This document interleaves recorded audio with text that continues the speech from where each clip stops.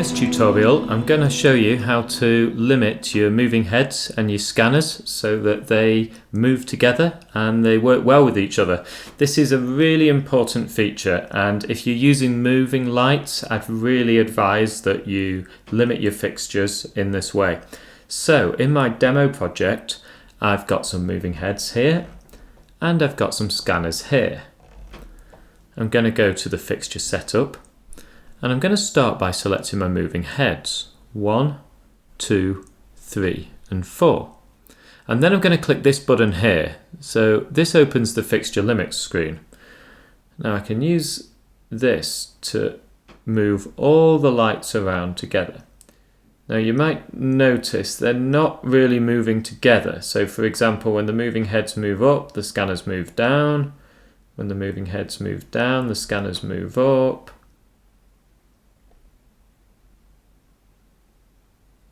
It's just a little bit difficult to control. So what I'm going to do is start with the moving heads. And what I want is for them to start on the floor and for them to go up like this. But I don't want them to go backwards like this. So I'm going to take the minimum tilt and I'm going to set that at 50%. So now when the heads go down, they'll never go lower than that. And then they'll go up to the ceiling. Now let's check left and right.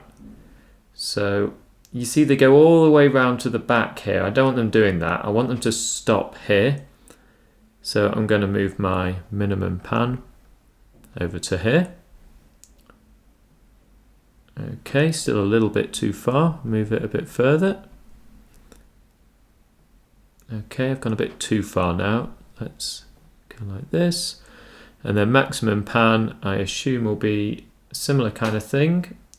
So yeah, I don't really want it going much further than about here. Now what we can do next is play a little effect. So if I press this first button, the lights will start panning left and right. And you see the moving heads. I think we've got it spot on there. That looks pretty good, I think. And if we turn it off, they'll go back into the centre. They're not perfectly in the centre actually, so I think that's because I've got 33 and 70. So if I change 33 to 30, yeah, that's better. Now these, maybe 31. Yeah, perfect. Okay, so that's the moving heads done. So now let's have a look at the scanners.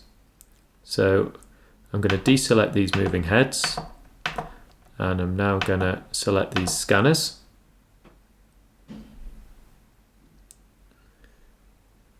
So move them left and right. Okay, now if you look at this, you see it's the opposite way round. The scanners move down, the moving heads move up.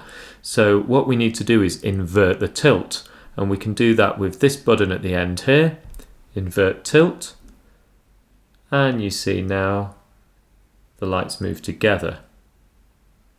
In fact, when I move up, all the lights move down, and when I move down, all the lights move up. So I think the scanners are actually okay. It's the moving heads that need inverting. So I'm going to switch that off. I'm going to go back to the moving heads, edit these, and press invert tilt. Now it's perfect, you see. I move down and the lights move down. I move up and the lights move up. I move left. The lights move to the right, but imagine if you're a DJ, that's actually how you want it because you're going to be behind the lights. So now all the fixtures are calibrated. We can press back and back again to go to the home screen. Those positions are now stored. So if I trigger a moving effect, so let's say I trigger a circle effect, you see all the lights do a circle together. And they all stick with the dance floor and they don't shine on the back wall. That's Fixture Limits.